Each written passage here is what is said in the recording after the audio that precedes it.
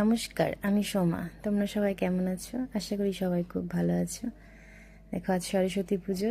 ছেলেকে অনেক ঘুম থেকে ওঠানোর জন্য চেষ্টা করছি, কিছুতেই ছেলে উঠছে না।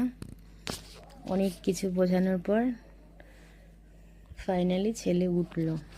এদিকে সরস্বতী পুজোয় সকালে হলুদ মেখে স্নান করতে হবে, আবার 8টায় অঞ্জলি ধরতে হবে। এই জন্য ছেলেকে অনেক বোঝালাম। ওর বাবা, আমার এদিকে হলুদ বাটা রেডি হয়ে গেছে, ছেলেকে বাথরুমে নিয়ে এসেছি। গায়ে হলুদটা মাখিয়ে দেব।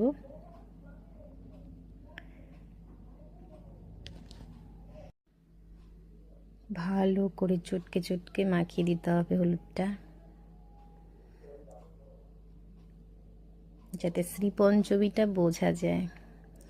খুব সকালে তো, ঠান্ডা, এই জন্য বলছিল আর না।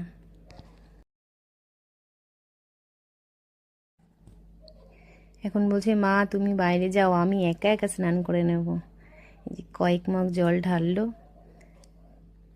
ঢালা মাত্রই বলছে তাড়াতাড়ি এসো আমার টাওয়াল নিয়ে, ঠান্ডা লেগে যাচ্ছে।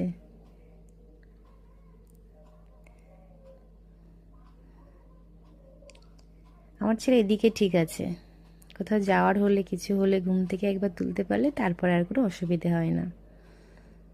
অনেক বাচ্চারা আছে না, ঠান্ডা জলে স্নান করবে না, বিরক্ত হয়, কিন্তু ওইদিকে ঠিক আছে। ঘরে এসে পাঞ্জাবিটা পরিয়ে দেব।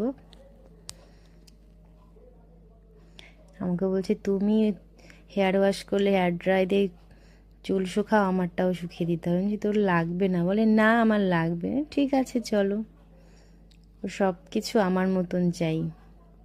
মেয়ে হলে আমাকে আরও জ্বালিয়ে দিত। ঘড়ি পরতে হয় বাবু, সবসময় ফিটফাট চাই।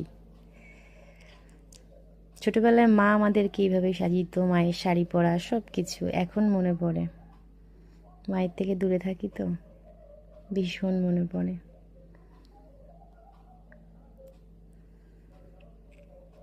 প্রতি বছরই ওর জন্য হলুদ কালারের, বাসন্তী কালারের পাঞ্জাবি আনা হয়, এবার একটু অন্যরকম আনলাম। তাও ঠিক আছে, সাদা তো। কেমন লাগছে আমার ছেলেকে অবশ্যই জানিও।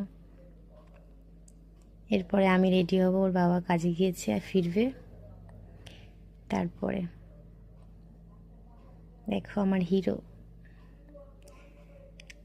বই টই নিয়ে বেরিয়ে পড়েছে।